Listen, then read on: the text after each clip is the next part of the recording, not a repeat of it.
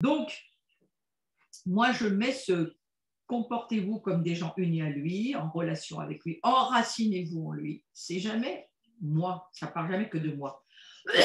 Ça parle toujours de nous en termes de construisons notre vie ensemble. Et je crois même pouvoir dire que Dieu est trois en un. Donc là aussi, on a un protocole de vie où Dieu dit, je ne vis pas seul, je vis toujours avec le Fils et l'Esprit Saint. Et nous sommes le même tout en étant trois différents. Et il me semble que ce mystère, nous allons y rentrer de plus en plus. Et ça fait partie du nous grandissons mieux ensemble. C'est meilleur d'être ensemble. La seule possibilité pour nous, je crois, c'est de nous attendre au Saint-Esprit. Seul le Saint-Esprit, qui est saint, eh bien, il va nous amener à le manifester sur la terre. J'ai envie d'expliquer aussi quelque chose. Vous savez, quand la Bible nous dit que nous sommes, par le sang de Jésus, nous sommes rendus justes, c'est-à-dire que nous sommes justifiés, nos péchés sont pardonnés, nous ne sommes plus pécheurs, nous devenons des saints. Donc nous recevons cet échange de nature où Jésus échangera sa nature de sainteté contre notre nature corrompue. Et cela, c'est l'échange à la croix, c'est l'amour incroyable de Dieu pour nous qui va échanger notre nature déchue de ténèbres qui ne pouvait jamais pouvoir être sauvée, c'est impossible. Donc cette nature, elle n'est pas rénovée, elle est condamnée, mise à mort à la croix, et c'est Jésus qui porte ça, il est condamné pour nous, de façon à ce que nous puissions recevoir au travers de la justice qu'il a payée, nous devenons ce que Jésus est. Je ne sais pas si vous vous rendez compte de ce que je suis en train de vous dire.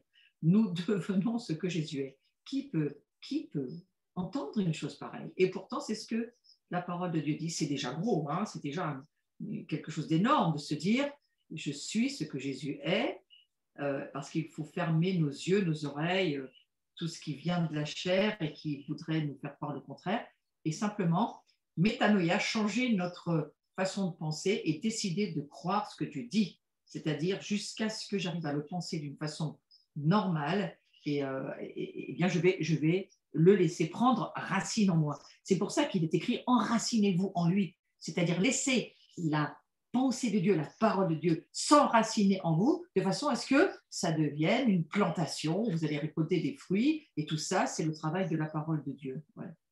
Et il nous faut bien sûr construire notre vie en lui. Je suis toujours dans Colossiens 2, versets 6, 7, quelque chose comme ça. Donc voilà l'importance d'être ensemble, de comprendre ce ensemble, parce que ce ensemble nous amène dans la compréhension du temps dans lequel nous sommes aujourd'hui. Et cet âge, petit à petit, se termine, mais un nouvel âge commence. Et donc, il y a une espèce de juxtaposition entre un âge qui se termine et un âge qui a déjà commencé. Et nous savons que Jésus règne déjà. Il ne règne pas encore sur toute la terre. Satan tient encore un certain nombre de choses. Mais l'univers entier appartient à Jésus. Simplement, le côté d'amener la manifestation sur cette planète, c'est à nous de le faire. Et il nous a donné cette autorité. Je dis toujours nous, je ne dis jamais je. Il nous a donné cette autorité pour le faire. Allons un petit peu plus loin. Bien entendu que nous avons maintenant peut-être un peu plus compris l'importance de nos relations, puisque Dieu prévoit un nous ensemble. Ça, c'est les versets que j'ai repris, là que j'ai lus, c'est ça. Hein? Et c'est intéressant parce qu'au fond, voilà, nous avons besoin de nous enraciner, construire toute notre vie sur notre relation, pas seulement sur lui. Nous construisons notre relation sur les uns les autres. C'est pour ça que je dis aimons-nous les uns les autres. Ça veut dire, eh bien, portons-nous les uns les autres, ayons des relations les uns avec les autres. Il n'y a pas d'autre protocole que celui-ci. Ouais.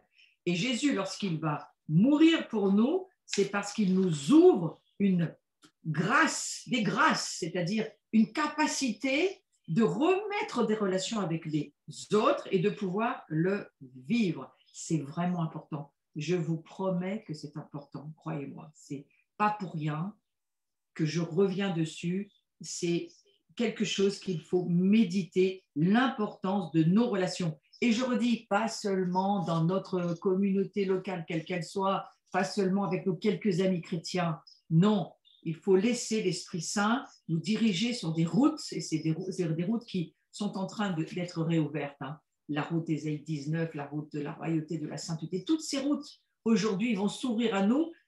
Peut-être que pendant un temps, ça sera, eh bien, en ligne, comme on l'a ce soir, c'est-à-dire que malgré tout, on est quand même en relation les uns avec les autres, même si nos corps ne peuvent pas se toucher, nos esprits se communient, sont unis. Quand vous êtes dans une salle de célébration, de toute façon, on n'est pas collés les uns aux autres, hein, on est à côté les uns des autres, mais nos esprits sont unis. Donc ça, le diable ne peut pas l'en empêcher. Formidable. Et je crois que Dieu, quelque part, grâce à toutes ces technologies, nous dit, allez-y, continuez, c'est important, faites déjà ça. Ce sont des stratégies, non pas d'attente, mais de travail. Et nous travaillons à cela. Moi, je trouve que c'est très bien ce qui se passe. À ce niveau-là, il faut profiter et chercher ensemble à voir ce que l'Esprit Saint veut nous dire. Donc, je vais continuer sur cette idée de... je suis allée le cours dernier sur le fait d'avoir de bonnes relations. C'est très important d'avoir de bonnes relations. Ça va jusqu'à sauver un pays. C'est ce que dira Malachie, hein, le dernier verset de la parole de Dieu, de l'Ancien Testament, hein, pardon, pas de la parole, mais de l'Ancien Testament, ou du premier livre, comme vous voulez. Si on ne vit pas une réconciliation familiale, si on ne se réconcilie pas les uns les autres, le pays va être mis sous interdit. Il va y avoir une malédiction très lourde sur le pays qui ne va pas aller dans ce sens. Ce n'est pas seulement une affaire avec Israël, je crois que c'est une affaire avec les bonnes relations humaines, parce que pour Dieu, c'est fondamental. Je crois que Dieu est un père, et comme tout père de famille qui a de nombreux enfants, la chose la plus importante, c'est de voir ses enfants bien s'entendre. C'est, je crois, au fond de chaque cœur de père et de mère que nous sommes. Et même si nous n'avons pas d'enfants, nous le comprenons. Donc, quelque part, je me dis qu'il y a là encore des secrets à laisser venir au fond de nos cœurs, que nous puissions saisir. L'importance de ce cours, c'est de saisir les battements du cœur de Dieu, rentrer dans son cœur et saisir ce qui, lui, est important pour lui, doit devenir important pour nous, et nous devons nous y mettre. Alors, c'est vrai que dans le passé, je vois tous ceux qui sont branchés, pour la plupart, on a fait des voyages ensemble, et quand je vois la Latiana, je repense à Israël, et Jacques, la même chose, tous ces voyages qu'on est ensemble, où on a eu des relations, des expériences, des moments où on a prié, on a pleuré, on a ri, on a mangé. Quoi de mieux pour ça? C'est le royaume de Dieu. C'est la réalité du royaume de Dieu. Et je me dis que nous devons le continuer. Quoi qu'il en soit, il faut le continuer. Donc, apprendre à réagir aux critiques, c'est extrêmement important. Je reviens dessus parce que, au fond, je comprends pour Dieu et parce qu'il nous le dit en dernier avertissement avec le livre de Malachie. Attention à vos relations. Attention, je vais envoyer l'esprit d'Élie parce que, quelque part, Dieu est en train de nous dire, Satan va tout détruire. Il va détruire les relations, il va détruire les familles, il va détruire ce qui est important pour le royaume de Dieu. Mais je vous envoie l'esprit d'Élie et travaillez à vous estimer les uns les autres, à vous enraciner dans l'amour, à apprendre à vous aimer, à regarder l'autre comme supérieur à vous. Ça semble tellement important pour Dieu. Ça semble tellement fondamentalement important. On doit ouvrir nos yeux et dire, Seigneur, montre-moi l'importance que ça a pour toi. Surtout l'Europe, nous sommes dans une société extrêmement, de plus en plus portée sur l'individualisme, l'humanisme, ce n'est pas forcément quelque chose qui nous rapproche, contrairement à ce qu'on pourrait penser, et l'esprit d'antéchrist qui se lève de partout. L'amour du plus grand nombre, c'est écrit, c'est écrit pour des chrétiens, qui va être vraiment là. Nous, notre travail, nous atteler à ce que Dieu est en train de nous dire. grandissez ensemble, mettez des relations ensemble. C'est extrêmement important. Ne lâchez pas l'affaire. Voilà, c'est quelque chose que je ressens de vous dire et de me dire. Donc, il va falloir apprendre à réagir aux critiques. C'est une des choses extrêmement importantes. Beaucoup de critiques qui fusent de toutes parts aujourd'hui, de toutes sortes. Attention. Donc, on l'a vu la dernière fois, il faut réagir.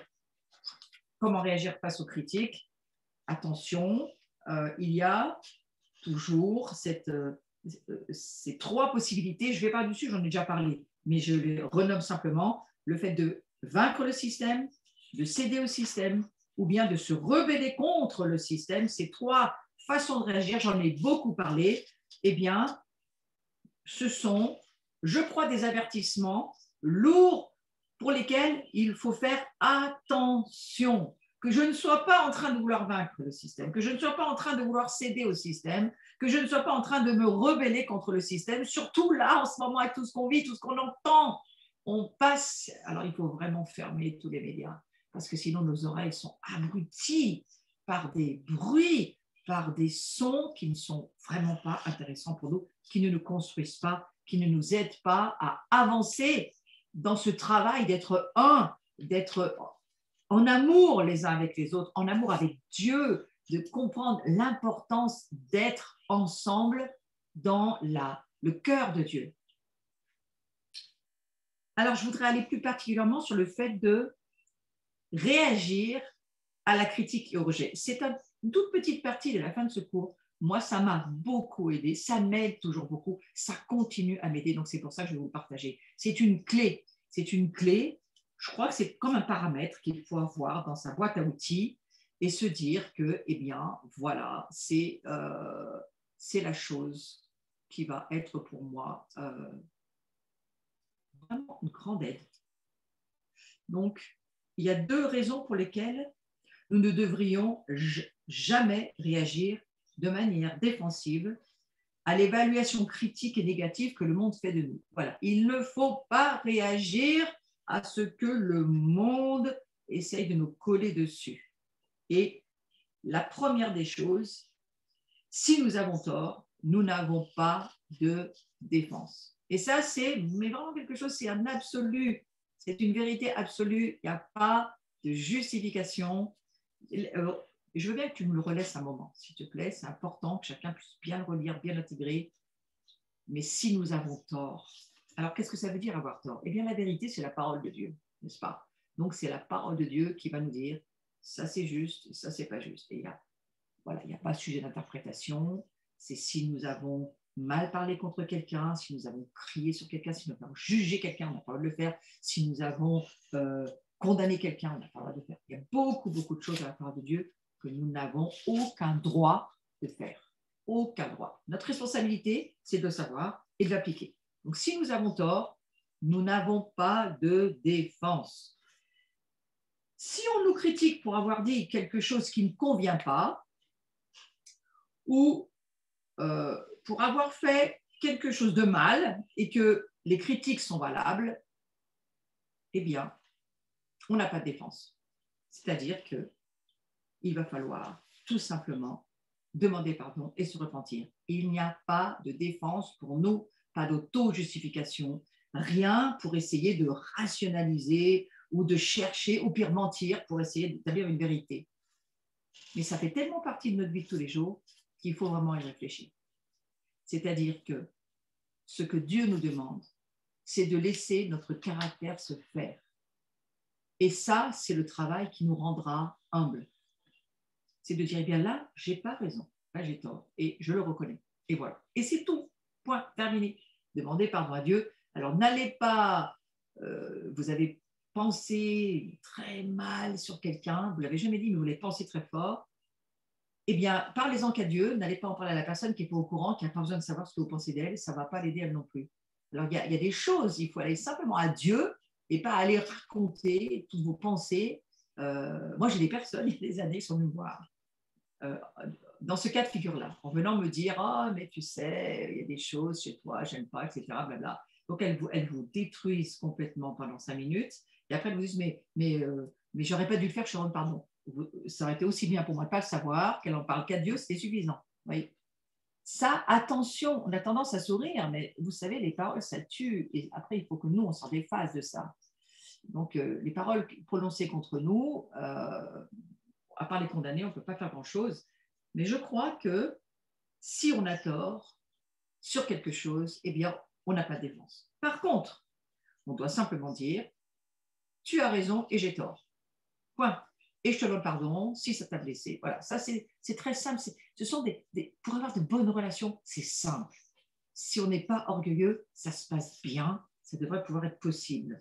Et ensuite, on prend les mesures nécessaires pour nous améliorer. Eh bien, ça, c'est notre chemin et c'est ce qui plaît à Dieu. Ce qui plaît à Dieu, c'est pas qu'on soit parfait, c'est qu'on marche sur un chemin d'amélioration, d'accomplissement, d'achèvement. C'est cela que ça veut dire, perfection en hébreu. Ça veut dire un chemin d'accomplissement. Nous mûrissons. Nous allons de mieux en mieux, de gloire en gloire. C'est cela que Dieu apprécie. Maintenant, si nous avons raison, si tu veux m'en mettre la vignette, si nous avons raison, nous n'avons pas besoin de défense. Ça aussi, ça s'apprend. Insulter ne rendait pas l'insulte. Souffrant ne faisait pas de menace, mais s'en remettant à celui qui juge parfaitement. Moi, j'ai eu beaucoup, croyez-moi, hein, vu mon âge, j'en ai eu un certain nombre des histoires, mais j'en ai eu des très grosses histoires avec des personnes en autorité spirituelle. Et je le redis, qui m'ont accusé, mais injustement, de choses vraiment, c'était compliqué d'entendre ce que j'entendais. Et c'est surtout durant cette épreuve-là, il y a une dizaine d'années, que j'ai appris cela. Si nous avons raison, nous n'avons pas besoin de défense. C'est Dieu qui nous justifie. Ça éviterait beaucoup de débats, beaucoup d'histoires. Il faut qu'en nous-mêmes, si nous connaissons de mieux en mieux Dieu, si nous entrons dans l'expérience de la relation avec Jésus-Christ, le souverain sacrificateur, il est dans les cieux, il a monté son sang, il a purifié les cieux, il est dans les demeures célestes. Je ne pense pas qu'il passe seulement sa vie dans les cours célestes, mais il est certainement dans certaines demeures, son sanctuaire. Il vit dans son palais, il vit dans les salles qui lui appartiennent. Moi, je peux imaginer qu'aujourd'hui, avec beaucoup plus de sérénité, il est suffisamment grand pour me défendre si j'ai rien à me reprocher. Et que qui que ce soit me reproche quoi que ce soit, il s'adresse en haut. Et ça va nous mettre du calme à l'intérieur de nous. Voilà. Si nous avons raison, nous n'avons pas besoin de défense. C'est Dieu qui nous défend. Et ça nous amène dans une paix lorsque ça devient une révélation et que nous arrivons à en vivre l'expérience. Il faut nous le rappeler parce que nous sommes charnels encore, bien sûr, nous sommes incarnés, hein, et il va y en avoir encore des choses qui vont certainement nous arriver sur ces domaines-là. La persécution venant, alors c'est parfois plus douloureux quand c'est des frères en Christ, des sœurs en Christ qui vous font du mal, hein, ou qui vous accusent injustement, mais la persécution va grandir et je ne suis pas sûre que ça soit forcément que des incroyants, voyez-vous, qui vont peut-être nous mettre en difficulté. Alors commençons bien à intégrer et demandons au Saint-Esprit de nous aider et de nous encourager sur ce domaine. C'est Pierre qui va écrire le verset qu'on vient de dire. C'est Pierre qui nous encourage à suivre les traces de Jésus. C'est Pierre qui nous dit, Pierre qui a sur sa propre conscience, hein, c'était compliqué pour lui de ne pas renier, il a renié Jésus. Et il a été pardonné autant de fois qu'il a renié Jésus, il a été pardonné. Et la culture de l'honneur de Dieu, c'est pas pour ça qu'il a dit je ne te donne pas les clés du royaume, je donne à Paul. Non, voilà, Pierre, il a gardé l'honneur d'être sur l'appel, le mandat qui était le sien, et Jésus simplement l'a aidé à grandir, à mûrir, et c'est tout ce qui compte pour nous. Ce qui compte, c'est qu'on puisse s'encourager et se dire, j'ai grandi, je vois que là, eh bien, voilà, je suis en paix et je n'ai pas besoin de me justifier. Et ça, croyez-moi, c'est un sacré pas de fait quand on arrive à discerner pour soi et qu'on arrive à se dire qu'on le vit.